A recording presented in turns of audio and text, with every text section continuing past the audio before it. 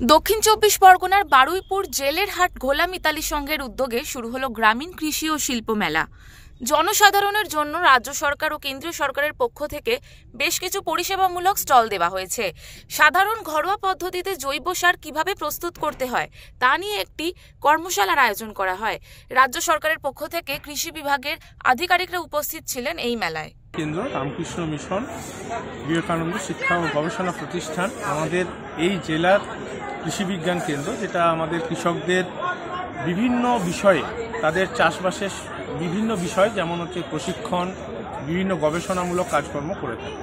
তো আজকে আমাদের জেলের হাট মিতালি সংঘের যে এই গ্রামীণ শিল্প মেলা এবং কৃষি মেলা, সেখানে আমরা আজকে আমাদের প্রাকৃতিক কৃষিকাজের ওপর আমরা আজকে যে সচেতনতা মানুষের মধ্যে গড়ে তোলার আমরা চেষ্টা করলাম।